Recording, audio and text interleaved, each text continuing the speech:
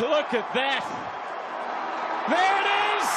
It's all over. Clearly can't just duck over to Italy in July for a couple of weeks. So how do you get that decompress type situation during the season? What's your outlet? And that is a key question, because in the end, if you're waiting for the time to go away, or if you're waiting for the stars to align and for the time to be perfect to do something, it never happens. So you need to create your own reality. You need to create your own environment, and your capacity to regenerate and recharge and find energy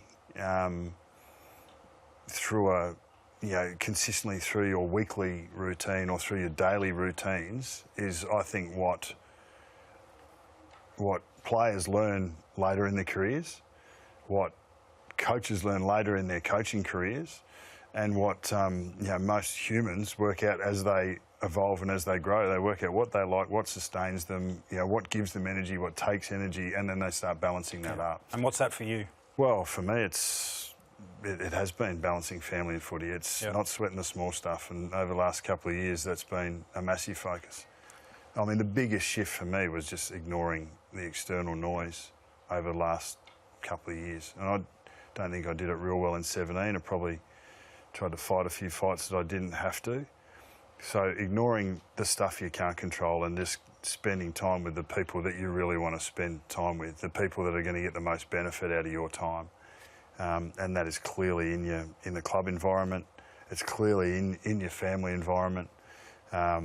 Yoga? Learn to say no. Well, yoga's a big one. So that was going over to Das's retreat, Sukhavati, at the end of 2017. Nice plug.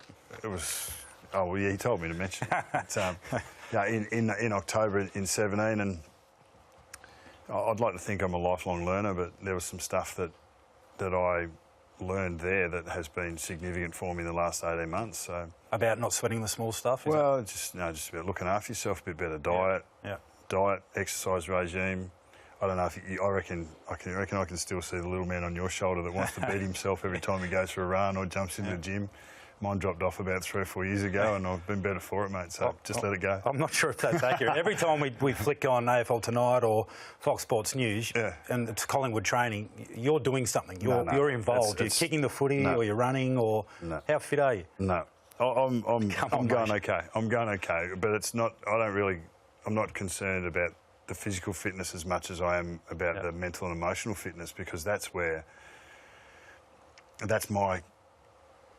capacity to invest in the environment. I don't need to be, running a 2K time. I don't need to be lifting a certain 1RM anymore. I don't believe you. No, mate, Halves and those boys, they go I was going to say, who's fitter out of you and Halves? Oh, Halves easy. The Tarkin Lockyer, Matty Boyd, we've got some really fit boys that actually do jump into training. I reckon 3 years ago, I would have kicked the footy, a couple of 100 times in a session. Even as a coach, get involved, and I would have been lucky to kick it a couple of 100 times in 6 months last year.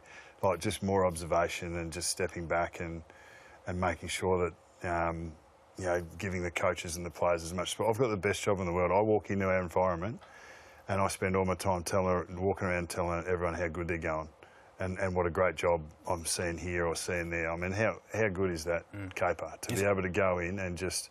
to be able to give blokes raps for what they're doing, not just on field but off field, and how's your uni going, how's the family going, I love walking in the football club and being able to do that. Is that the best aspect of being a coach?